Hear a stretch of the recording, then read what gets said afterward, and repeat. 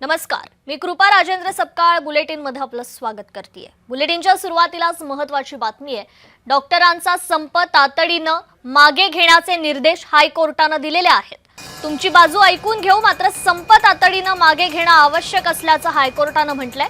संप मागे घेतला जात असेल तर आम्ही तुमची बाजू लवकरात लवकर ऐकून घेऊ असंही हायकोर्टाने म्हटलेलं आहे। तर तुम्ही काम करत नसाल तर तुमचे पगार थांबवण्याचा इशारा देखील हायकोर्टाने दिलाय। 24 तासात एक जरी रुग्ण पालिका रुग्णालयात दगावला तर याद राखा असे खडेबोल सुनावण्यात आलेले आहेत।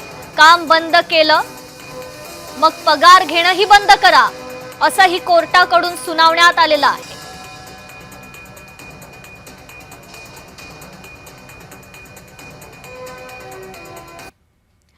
तर महत्त्वाची बातमी आहे, महाराष्ट्रातील डॉक्टरांच्या आंदोलनाची तीव्रता आणखी वाढली आहे। त्यामुळे डॉक्टरांबाबत सरकार भेदभाव करत नाही असं मात्र मुख्यमंत्र्यांनी म्हटलेलं आहे। डॉक्टरांनी न्यायालयाचा सन्मान करावा अशी प्रतिक्रिया मुख्यमंत्री देवेंद्र फडणवीसांनी दिलेली आहे। कोर्ट जे सांगेल ते आम्ही करू असंही मुख्यमंत्री म्हणालेले आहेत। राज्यातील निवासी डॉक्टर सध्या संपावर गेलेले आहेत, तर डॉक्टरांबाबत सरकार भेदभाव करत नाही असं मत यावेळी मुख्यमंत्र्यांनी व्यक्त केलेलं आहे। कोर्ट जे सांगेल ते आम्ही करू असंही आश्वासन मुख्यमंत्र्यांनी दिले। आमचे जे एमबीबीएस डॉक्टर आहेत, ॲलोपॅथीची प्रॅक्टिस करणारे डॉक्टर आहेत, हेही उत्तम काम करत आहेत। आम्हाला माननीय उच्च न्यायालयाचे जे निर्णय आहेत ते बंधनकारक आहेत। त्या निर्णयाच्या अनुसार या ठिकाणी जी काही रजिस्ट्री आहे ती आम्ही ओपन केली। आता या संदर्भात माननीय उच्च न्यायालयामध्येच पुन्हा सुनावणी चाललेली आहे। त्यामुळे कुठलीही बाजू घ्यायच्या ऐवजी आम्ही माननीय उच्च न्यायालय काय सांगतोय याचा विचार करू आणि जे उच्च न्यायालय सांगेल। महाराष्ट्रातील डॉक्टरांच्या आंदोलनाची तीव्रता आणखी वाढली आहे। त्यामुळे राज्यातील आरोग्य सेवेवर मोठा परिणाम होण्याची शक्यता व्यक्त केली जाते। या आंदोलनात राज्यातील सुमारे 13,000 वैद्यकीय निवासी डॉक्टर्स, इंटर्न्स, रेसिडेंट डॉक्टर्स आणि सिनियर रेसिडेंट्स पूर्णपणे सहभागी झाले। यामुळे सर्व शासकीय वैद्यकीय महाविद्यालय आणि रुग्णालयांमधील रुग्णसेवेवर गंभीर परिणाम झालाय। या संपामध्ये एमबीबीएस आणि ॲलोपॅथीचे सर्व निवासी डॉक्टर सहभागी झाले असल्यानं राज्यातील आरोग्य यंत्रणा कोलमडण्याची दाट शक्यता निर्माण झाली आहे।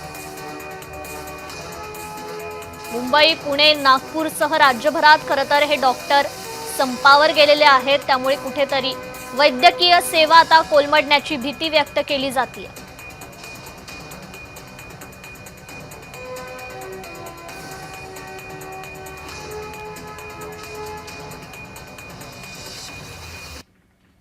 इंडियन मेडिकल असोसिएशन तर्फे आझाद मैदान इथे आंदोलनाची हाक देण्यात आली आहे।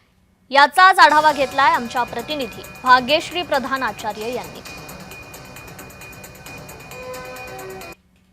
अनेक दिवस डॉक्टरांच्या 2 ब्रँचेस मध्ये वाद सुरू असल्याचं पाहायला मिळत आहे। या संदर्भात अनेकदा न्यायालयामध्ये देखील प्रकरण जे आहे ते प्रलंबित आहे। या व्यतिरिक्त जर आपण बघितलं तर गेले 2 दिवस झालेले आहेत, बीएचएमएस डॉक्टरांना ॲलोपॅथीची परमिशन देऊ नका, ॲलोपॅथी प्रॅक्टिस करायला परमिशन देऊ नका असं सातत्याने एमबीबीएस झालेले डॉक्टर सांगतात। त्यांना एमएमसी महाराष्ट्र मेडिकल काउन्सिल मध्ये रजिस्ट्रेशन देऊ नका, कारण महाराष्ट्र मेडिकल काउन्सिल ही मॉडर्न मेडिसिन प्रॅक्टिस करणाऱ्या डॉक्टरांची काउन्सिल आहे आणि होमिओपॅथीसाठी त्यांची वेगळी काउन्सिल आहे। होमिओपॅथीच्या डॉक्टरांनी त्यांचं शिक्षण घेतल्यानंतर त्यांच्या काउन्सिलमध्ये रजिस्ट्रेशन करावं आणि ॲलोपॅथिक डॉक्टरांनी महाराष्ट्र मेडिकल काउन्सिलमध्ये रजिस्ट्रेशन करावं। हे इतकं सोपं आहे, पण विनाकारण हा वाद आता उफाळून येत आहे। कारण महाराष्ट्र शासनाने काही कारणामुळे त्या डॉक्टरांना सीसीएमपी कोर्स केल्यानंतर महाराष्ट्र मेडिकल काउन्सिलमध्ये रजिस्ट्रेशन द्यायला सुरुवात केलेली आहे। अनफॉर्च्युनेटली एक रजिस्ट्रेशन झालेलं आहे आणि आमचा ह्याला पूर्णतः विरोध आहे, कारण हे खूप इनजस्टिस आहे आणि अनफेअर प्रकारची गोष्ट आहे, हे आमचं म्हणणं आहे। शिक्षण घेणं ही वेगळी गोष्ट आहे। असे काही आपले GR आहे ज्यामध्ये आयुर्वेदिक डॉक्टर पण काही मेडिसिन प्रिस्क्राईब करू शकतात, होमिओपॅथिक डॉक्टर पण काही अंडर सुपरविजन काही काम करत असतील तर ती वेगळी गोष्ट आहे।